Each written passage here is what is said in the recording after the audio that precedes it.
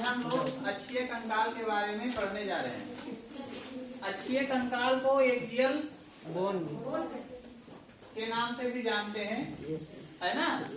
इससे पहले appendicular bone के बारे में पढ़ा था, एक्सियल बोन के बारे में पढ़ना है। तो ये एपेंडिकुलर बोन जब हम लोग पढ़े थे तो ये जाने थे उनकी संख्या 126 होती है। Yes sir. और एक्सियल बोन की संख्या 80 होती है। उन 80 को हम जानेंगे कहाँ होती है और कैसे होते हैं। Yes sir. उनका हमारे शरीर में क्या काम है।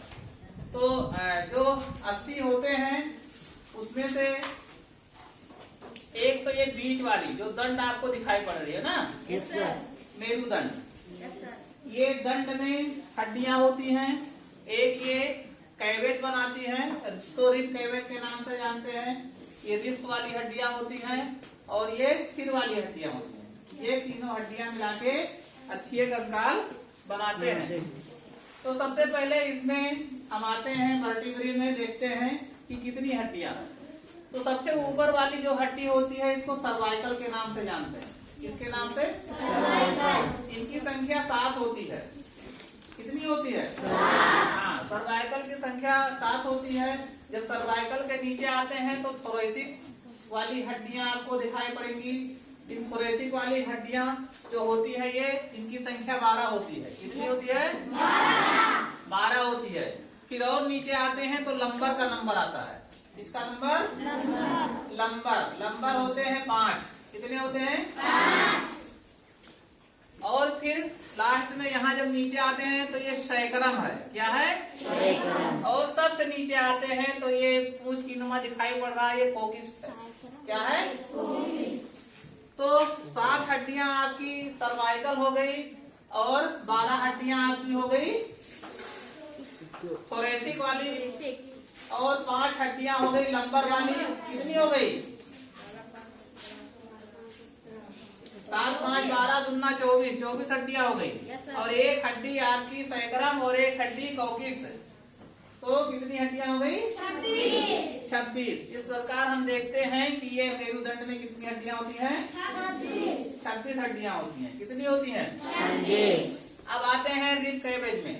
तो रिब्स वाली हड्डियां हम जो देखते हैं तो 12 इधर हैं और 12 इधर हैं। कितनी हो गई? 24 हड्डियां।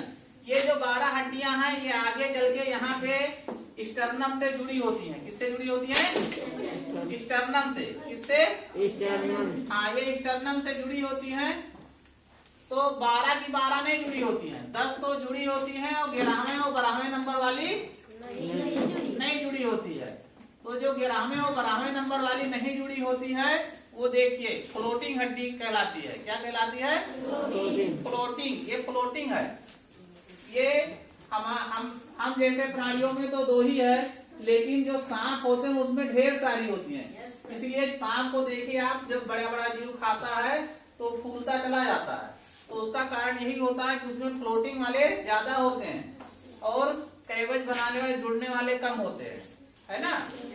फिर हम आगे जब बढ़ेंगे तो देखेंगे कि ये जो जुड़ता था कहाँ पे जुड़ता है? स्टर्नम पे। कहाँ पे जुड़ता है?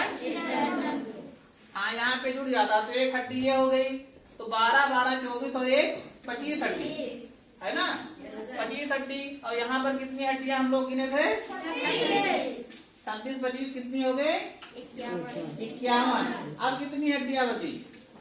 80 में से अगर 51 घटाते तो बची 29 हड्डियां कहाँ होती हैं? सिर में होती है ना। Yes sir. 29 हड्डियां सिर में होती हैं। अब सिर में से अगर हम कान वाली हड्डियां हटा दें और यहाँ वाली एक हड्डी हाइड बोन को हटा दें तो कान में 3 हड्डी होती है। Yes sir. कितनी होती है? 3। जिनको हम लोग अगर मिस के नाम से जानेंगे तो नाम याद हो जाएगा, मिलियस, इनकस और स्टेपिस। स्टेपिस जो होती है सबसे छोटी हड्डी होती है। Yes sir. स्टेपिस सबसे छोटी हड्डी होती है। और जो हार्ड बोन होता है तो 3 इस कान में हो गया, 3 इस कान में हो गया, है ना। 6 हड्डियां हो गई। और एक हार्ड बोन।